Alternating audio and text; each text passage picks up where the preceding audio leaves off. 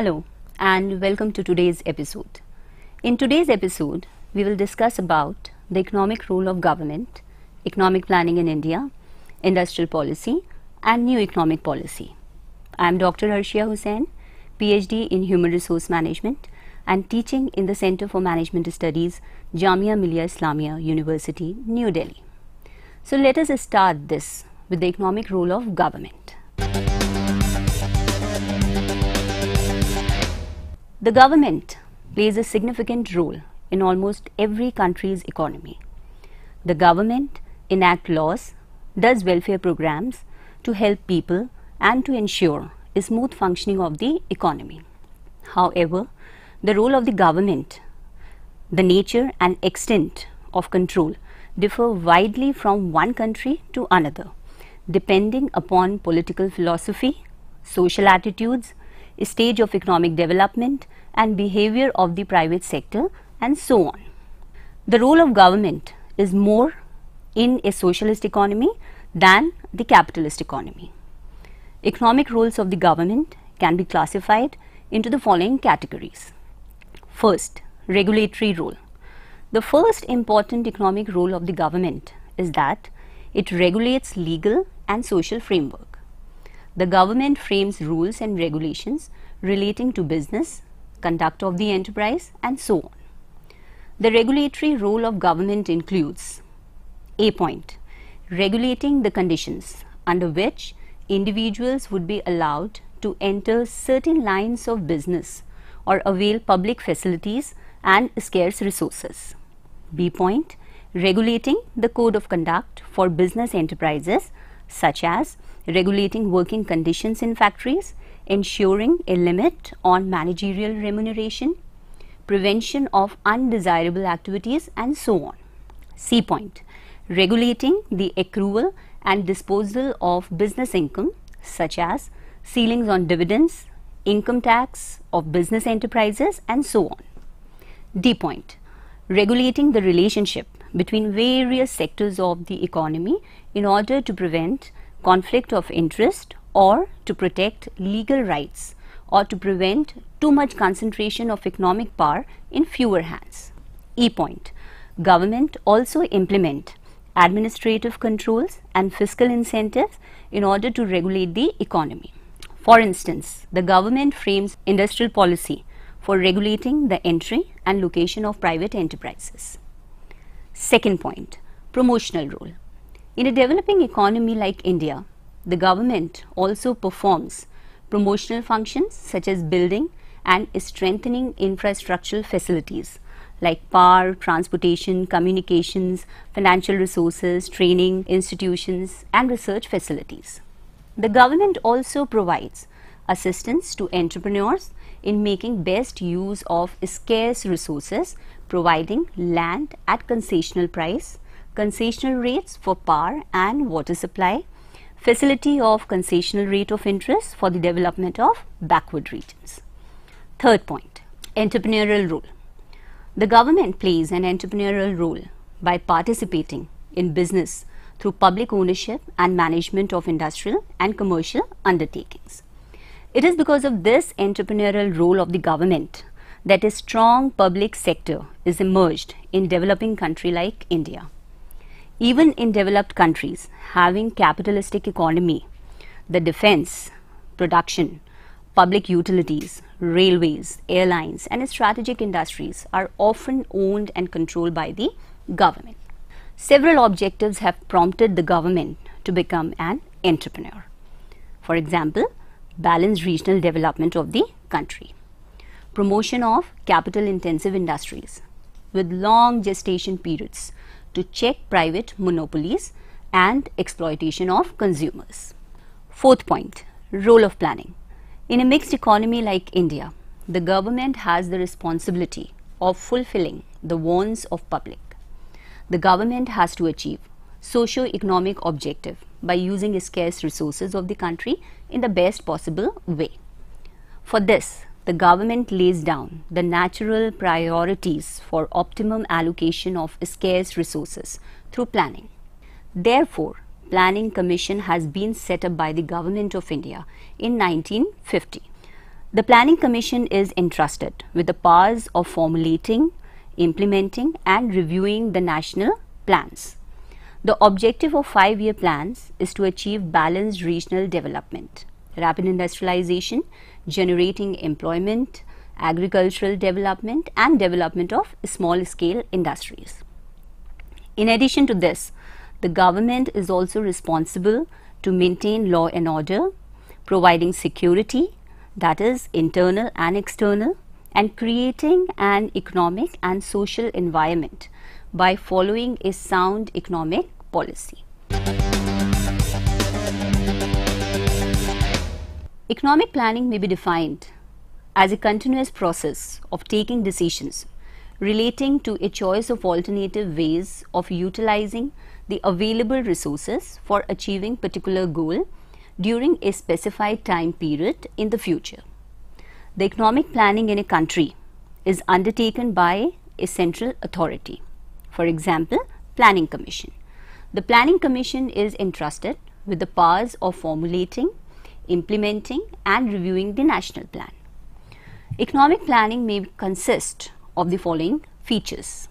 First point, analysis of the present economic situation. Second point, determining policy objectives for future development goals of the country. Third point, developing of strategies for achieving the set objectives. The nature of economic planning depends upon the type of economic system in which planning is carried out. However, economic planning under different economic systems is discussed as follows.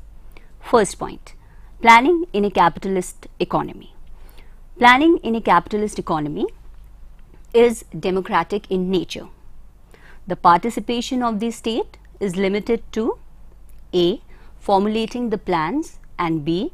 adoption of indirect controls. The state can only issue guidelines and not directives. Market forces are left to decide their own course of action. Planning in a capitalist economy has limited effectiveness due to the absence of policy instruments. Policy instruments are needed to ensure that overall and individual industry growth targets are achieved. Second point, planning in a socialist economy. In a socialistic economy, planning is autocratic in nature. The state lays down the policy, objectives and growth strategies. The state lays down detailed for different industries. Production units are largely controlled by the state and have the responsibility to follow the plan and to fulfill the targets. Third point, planning in a mixed economy. Planning in a mixed economy is more difficult since both the sectors, that is private and public, coexist. Planning has to be a judicious mix of the two types. Both direct and indirect controls have to be used. Planning has to be neither elementary nor too rigid.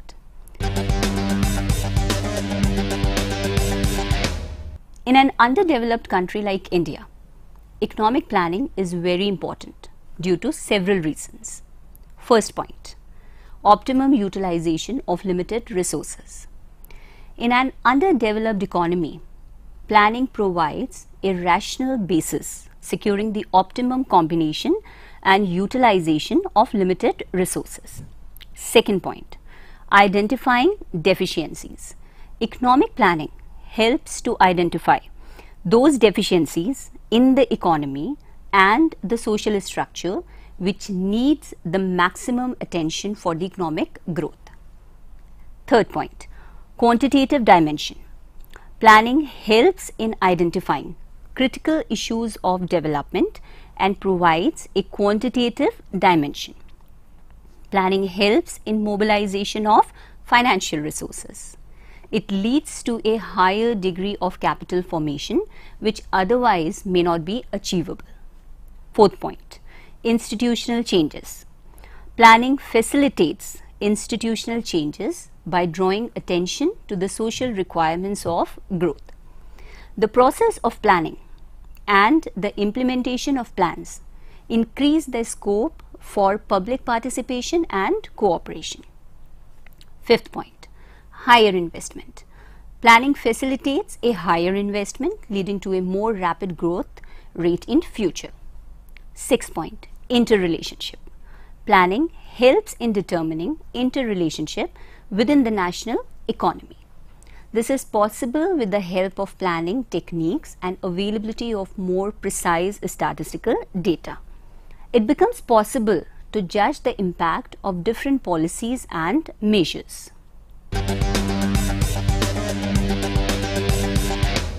The main objectives of economic planning in India are: first point, increase in national income.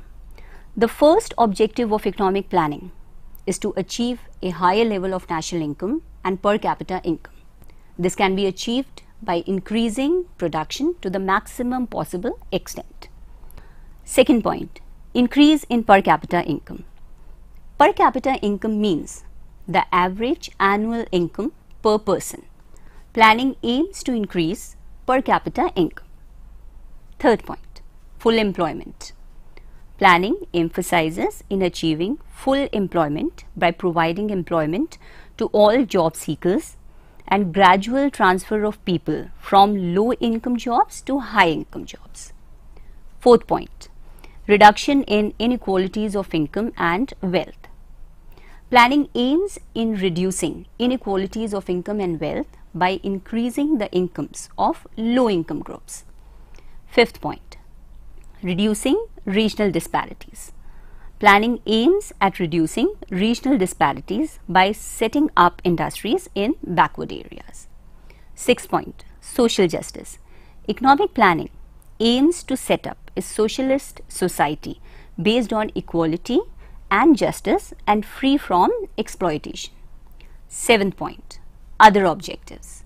Removal of poverty, modernization of the economy, maximizing the usage of resources by areas, achieving price competitiveness and price stability by lowering protection and reducing the gap between demand and supply of commodities, and other factors have been other objectives of India's economic planning. In India, economic planning expresses its long-term objectives in 5-year plans. The first 5-year plan was formulated in the year 1950, which expresses to achieve maximum production and full employment, the attainment of economic equality or social justice, which constitutes the accepted objectives of planning under present day conditions are not really so many different ideas, but a series of related aims which the country must work for. None of these objectives can be pursued to the exclusion of others.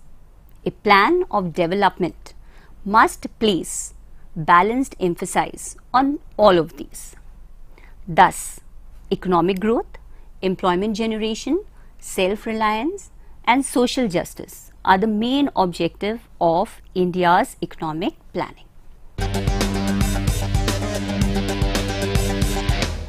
The two major agencies which are responsible for economic planning in India are: first point, the Planning Commission; second, the National Development Council. First, Planning Commission of India. The National Planning Commission was set up in March 1950. The main functions of the Planning Commission are: first point, assessing material, capital and human resources of the country. Second point, investigating the possibilities of augmenting these resources in so far as they are considered insufficient for meeting the country's requirements. Third point, formulating a plan for the most effective and balanced utilization of the country's resources. Second, National Development Council. National Development Council plays a significant role in the formulation and review of the national plan. The members of National Development Council are Union Cabinet Ministers, Chief Ministers of State, Lieutenant Governors of Union Territories and the Planning Commission. The Secretary of the Planning Commission is also the Secretary of the NDC. The main functions of National Development Council are, first point, to lay down guidelines for the formulation of the national plan as well as for the assessment of the resources for the plan. Second point, to implement the national plan as formulated by the Planning Commission and develop strategies for it. Third point, to analyze social and economic policy affecting the country's development.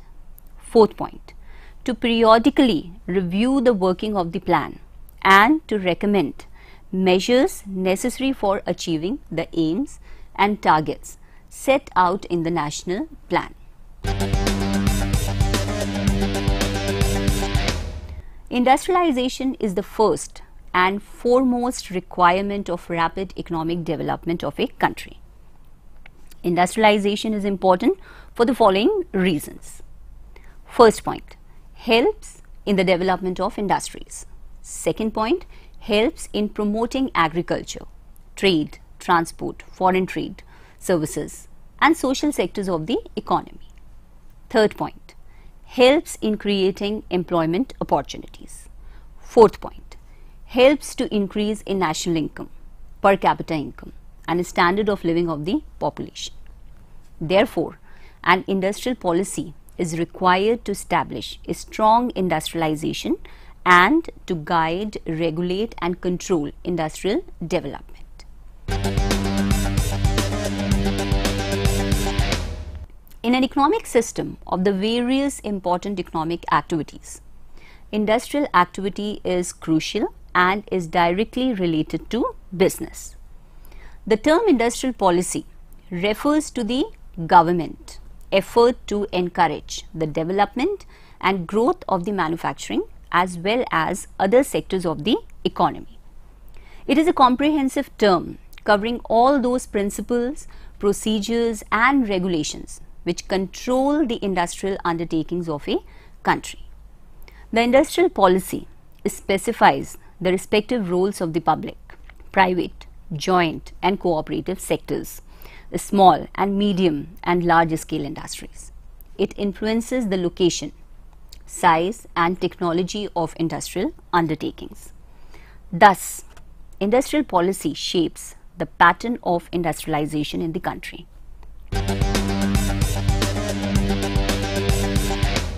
The objectives of industrial policy are, first point, to accelerate industrial production and thereby achieving economic growth by optimum utilization of resources.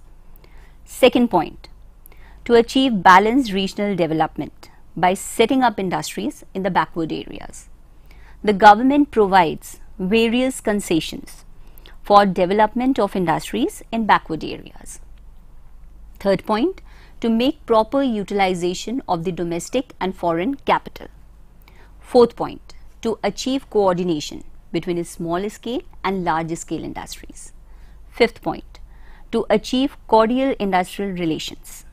In India, since 1956, for about 2 decades, the industrial policy has recognized the importance of both private and public sectors. 17 industries listed in Schedule A of the Industrial Policy Resolution of 1956 were made exclusive responsibility of the state. However, the public and private sectors were not totally independent of one another. In 1973, considerable concessions were given to private sector units and foreign multinationals. The actual liberalization process began during the 1980s. In this period, the limits of exemption from licensing were continuously raised. In order to encourage the production, the government delicensed 28 broad categories of industries and 82 units, bulk drugs and their formulations, and gave various concessions to companies falling under Monopolies and Restrictive Trade Practices Act, that is MRTP Act, and Foreign Exchange Regulation Act, that is FERA. With a view to improving capacity utilization in industries, government allowed capacity re-endorsement. The scheme of broad banding of industries was introduced in the year 1984. Beside these liberalization measures, the government also announced various concessions in its industrial policy to promote the expansion of exports. On July 24, 1991, the Government of India announced major changes in the industrial policy. The salient features of the new policy are: first point, delicensing with certain exceptions. Second point, liberalization of foreign investment and technological participation. Third point, scrapping of the MRTP regulations pertaining to concentration of economic power. And fourth point, redefining the role of the public sector.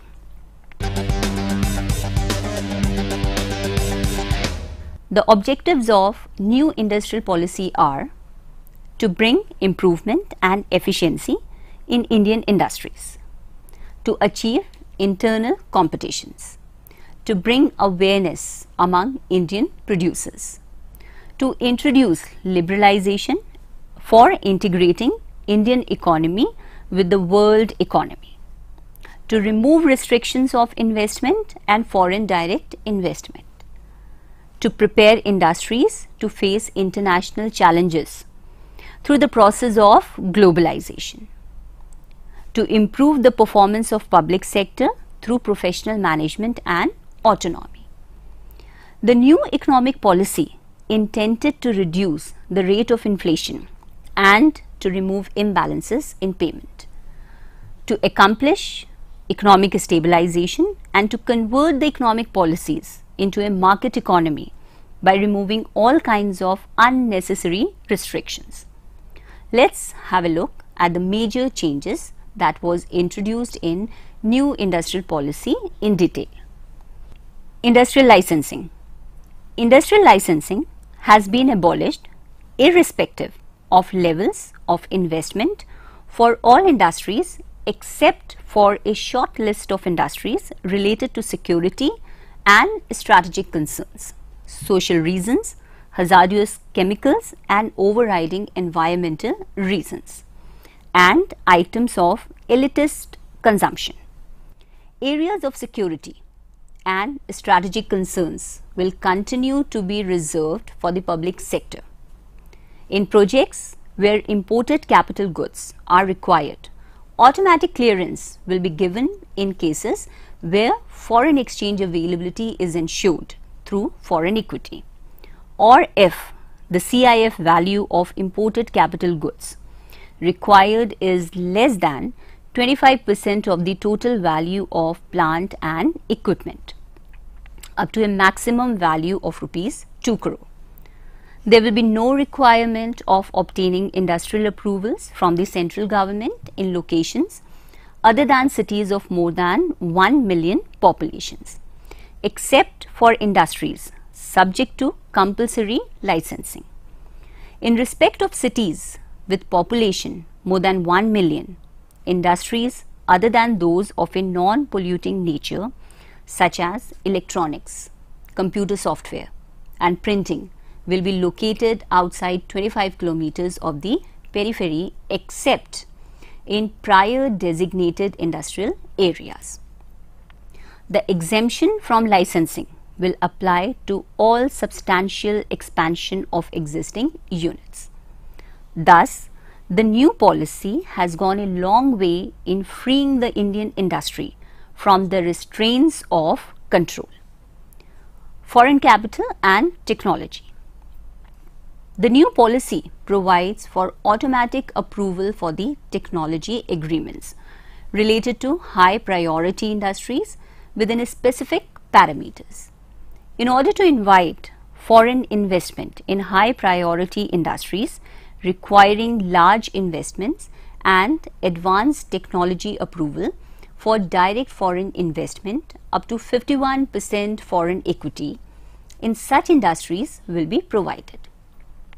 The new policy has also made the import of capital goods automatic, provided the foreign exchange requirement of such import is ensured through foreign equity.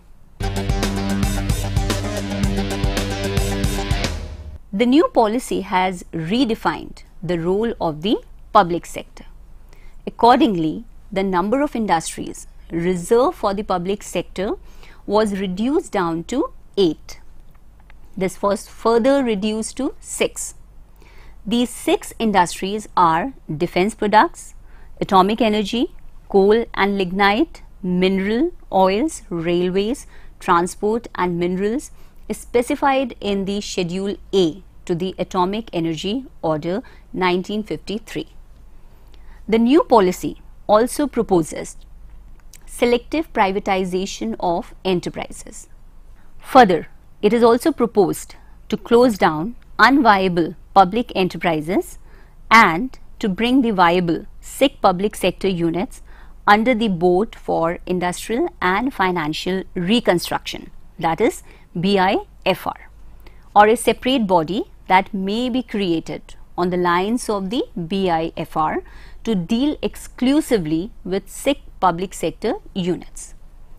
The new policy also emphasized that there would be a greater thrust on performance improvement and managements would be granted greater autonomy through Memorandum of Understanding, that is MOU, and would be held accountable. The Monopolies and Restrictive Trade Practices Act 1969 has had a very adverse effect on competition and industrial growth. The new policy acknowledges that with the growth and complexity of industrial structure and the need for achieving economies of scale for higher productivity and competitive advantage in the international market, the interference of the government through the MRTP Act has to be restricted. It was further laid down that MRTP Act will be confined to prohibition of monopolistic, restrictive and other unfair trade practices which are detrimental to the public interest.